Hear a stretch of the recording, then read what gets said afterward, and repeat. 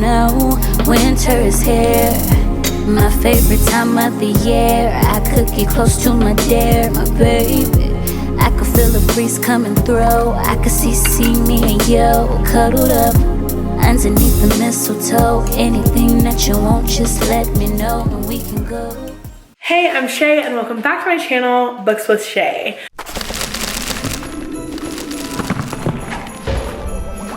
So welcome to day 13 of Vlogmas, I think. I think you guys are getting 2 Vlogmas videos today because yesterday I fell asleep before wrapping up that day of Vlogmas, and then I wanted to make sure that vlog had a bear, so I waited until today to film that, and filming some of that video today threw off my whole editing schedule, so now everything is all wonky, and so I think you guys might get 2 videos today. But either way, I should be caught up now, and so welcome to day 13. We have a lot to talk about. I feel like we have this entire stack of books to discuss, so I'm excited to get to that with you guys. So let's go from the easier ones into the harder ones to talk about. I mean, nothing is like terribly difficult to talk about or anything, but just the ones that will go more quickly. So first, we have fairy tale. I am still only about 1/3 of the way into this. I have found that I am having the hardest time adapting to this reading style, but I do like the content. I like the artwork. I think that it's kind of a fun concept. I haven't gotten in far enough to know the whole plot or anything, but I am liking it so far. I'm just having a little bit of an adjustment issue, and so I've been sprinkling this in throughout some of my other reads through the week. Next, let's talk about what I am currently reading, and then we'll talk about what I finished, and then open a new book. So I'm currently working on This Time Next Year by Sophie Cousins. This is what I opened in yesterday's vlog, and I am actually really enjoying this so far. So it has fun, dry, sarcastic humor in it. It has characters that I am interested in, like I want to know what happens to them. It has interesting concepts that I haven't seen before in romance novels, like there are some existential crisis type things happening, which you know is my jam. I'm like in crises most of the time. I feel like I like that aspect of it. I like the kind of storyline of the guy who stole her name and her finding him. It's just, I'm having fun reading it so far, and I'm excited to be reading something that I'm having fun reading after the mini 2-day slump that The Way of Kings put me in, which a 2-day slump, I feel like I'm rebounding pretty well. So I am maybe 60 or so, 75% of the way through this, and I should easily finish this tonight or in the morning, and we'll be able to give you guys a full rating and tell you all of my thoughts about it in tomorrow's vlog. Now let's talk about what I finished. So yesterday I told you guys that I finished The Sun and Her Flowers by Rupi Kaur, but I didn't talk to you guys about what I thought of it, so I'm gonna do that now. So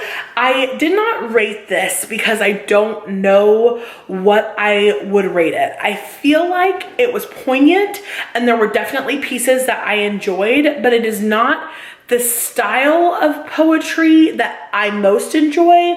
Some of it felt kind of rambly to me, and then I don't know if I missed it or like flipped past the page. Let me see. It doesn't appear so, but it doesn't have any trigger warnings in the front of the actual book, but there are a ton of things that I feel like should be trigger warnings for this, not the least of which being sexual assault and rape, domestic or relational violence. There's just a lot of touchy topics in this. On top of that, it also has a lot of like a breakup, like her writing about a breakup in it, and obviously that's not where I am in my life. I don't think I'm going back to that place ever again, hence marrying the person I was with. But I feel like I have been through hard breakups before, but I feel so whole in where I am now relationally. Of everything that's happening in my life, that is one of the only things that like makes sense and where I feel like I have a really good grasp. And so I didn't really relate to a lot of the beginning of this. As far as the triggers go, some of them are related to issues that I have, and I wasn't able to enjoy those poems because although they were not my experience, like my experience wasn't exactly like her experience, it brought up negative, like I felt negatively about it because it brought up negative memories that were attached to those thoughts. And so maybe this has to do with why I'm having a rough couple days. I don't know. I didn't feel like I was that triggered by it, but it was rough. I struggled.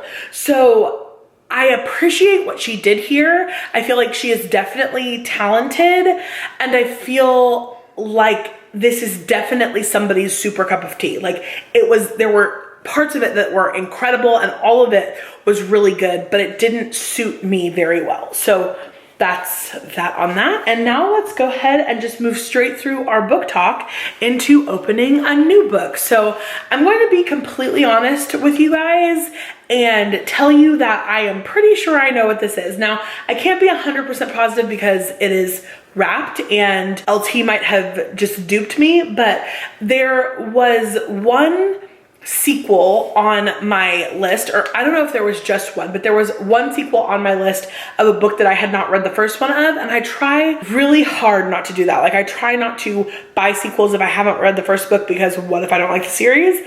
But I kept hearing so many things that made me feel like I would really like this, which, if this is what I think it is, that I was like, yeah. So when he checked in and was like, do you care if it's a sequel? That I feel like that tells me what this is. So my guess for this is YA fantasy, because I think I know, but let's go ahead and open it up. I think this paper is just also harder to open without ripping. And so lately I've just been ripping the paper. Yep, so this is exactly what I thought it was. This is Blood and Honey by Shelby Mahurin, and I think that's how you say it. And this is the sequel to Serpent and Dove. And I have not read Serpent and Dove, as I was just saying, but I thought it would be fun if I put this on my TBR. And I don't know if this will count for one day, if it will count for 2 days, how we're gonna do this, but I think we're going to do a double feature type thing where I read both Serpent and Dove and Blood and Honey back to back. And not only do we double it that way, but we also double the fun by making it a buddy read with LT. So LT also wants to read these two. He hasn't read them, and we figure that since we both want to read them, since we both talk to you guys quite a bit, that we will do a couple of days where we go through and read Serpent and Dove and then Blood and Honey, and then we'll come and talk to you about it, or we'll vlog about it as a couple. And I thought you guys might enjoy that because you seem to really enjoy LT content. So I will, of course, wait to talk about this until both LT and I have finished them. He is definitely as fast of a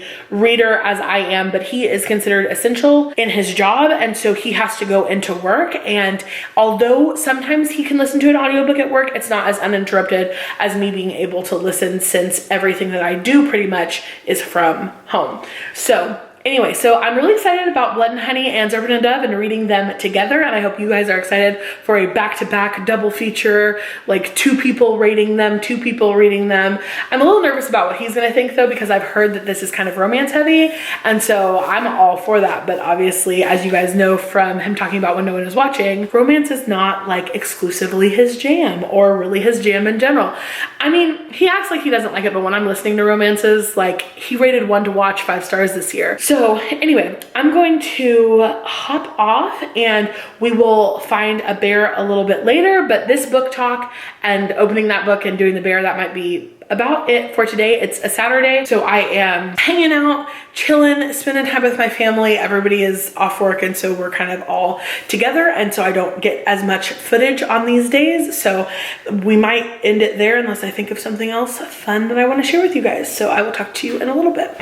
So on my way to ask LT if he had hidden a bear, I spotted this little guy in the windowsill. So I'm gonna grab him and we're gonna eat him. All right, so the time has come to, are you eating animal crackers? So he's still chewing frosted animal crackers, and now we're about to put some chocolate on top of that. I like sugar. I don't. I would much rather have something salty than something sweet. I feel like because of the day that you were pretending to be me where you crumbled this bear, I need to like get it broken in half at least one time. Oh, okay.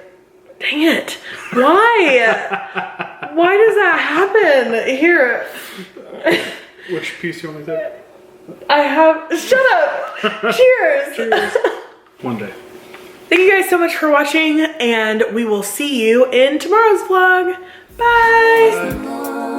Bye. high as the skies above.